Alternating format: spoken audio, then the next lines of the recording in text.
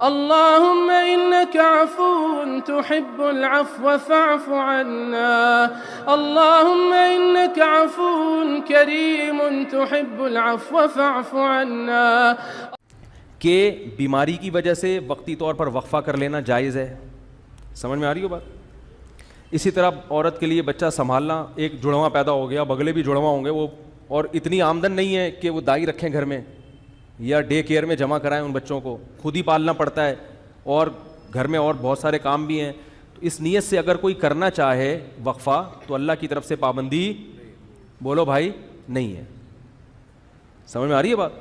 تو پابندی نہیں ہے. کوئی ایسا وقتی عارضی طریقہ اختیار کر کے وقفہ کیا جا سکتا ہے، اگرچہ پسندیدہ نہیں ہے شریعت کی نظر میں. اسلام میں ترغیب یہی ہے کہ نہیں کرو وقفہ، لیکن اگر کوئی کرتا ہے تو جائز ہے.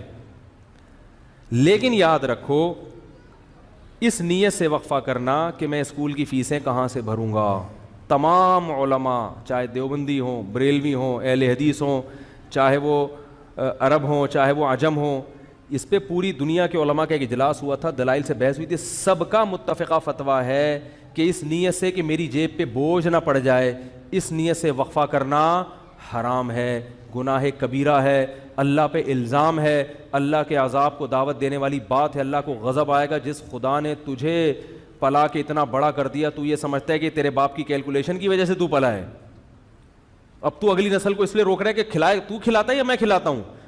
قرآن کہہ رہا ہے نحن نرزقکم، ہم تم کو بھی رزق دیں گے، وإیاہم، اور ان کو بھی. علماء کہتے ہیں غریبوں کے لیے نازل ہوئی ہے. اللہ نے پہلے ذکر کیا کہ تم کو بھی دیں گے، کیونکہ غریب کو ڈر ہوتا ہے میری روٹی نہ چھین لے بچہ، تو اللہ فرماتا ہے تجھے بھی ملے گا اس کی برکت سے، اور اس کو تو ملے گا ہی. اور آج کل زیادہ تر حمل جو روکا جا رہا ہے وہ اسی نیت سے کہ کھلائیں گے کہاں سے، تنخواہ میں پورا نہیں ہو رہا. سب کی زبان پہ یہی ہے. اسلام میں کیا ہے؟ فیملی پلاننگ والے کہتے ہیں پہلے انتظام کرو پیسوں کا پھر بچے پیدا کرو. اسلام کہتا ہے نا نا نا نا نا نا نا نا نا. غربت دور کرنے کا ذریعہ کیا ہے؟ نکاح اور اولاد کی کثرت، جو میں انشاءاللہ اگلے بیان میں احادیث پیش کروں گا اس پر. تو یہ دوسرا طریقہ جائز ہو گیا کہ سنبھالے نہیں جا رہے تو ٹھیک ہے، وقتی طور پہ روکا جا سکتا ہے. اور اس نیت سے حمل روکنا کہ لوگ کیا کہیں گے اتنے بچے، اس نیت سے بھی حمل روکنا کیا ہے؟ حرام ہے. اسی طرح علماء کا اجماع ہے کہ اس نیت سے حمل روکنا کہ بیٹی نہ پیدا ہو جائے. مثلا کسی کی 6 بیٹیاں ہو گئیں، اب وہ کہہ رہا ہے یار اگر ایک اور بیٹی ہو گئی میں تو جیتے جی مر جاؤں گا، اس لیے حمل روک رہا ہے.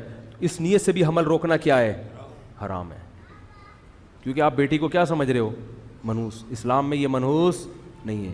بیٹی کے خوف سے اگر حمل روک رہے ہو حرام. اور بہت سے لوگ اس لیے روک رہے ہیں کہ یار ایک بیٹا مل گیا اب ہمیں ایسا نہ ہو بیٹی پیدا ہو جائے، تو اللہ کا عذاب آئے گا بھائی. اس دنیا میں اللہ برکت چھین لیتا ہے. اور ایک آخری بات یہ کہ کسی بھی وجہ سے حمل روکا جا رہا ہو، آپریشن کر کے عورت کی بچہ دانی نکال دینا یا مرد کے لیے نس بندی کر لینا تمام علماء کے نزدیک حرام ہے. یہ آخری مسئلہ بیان کر کے بیان ختم کرتا ہوں میں.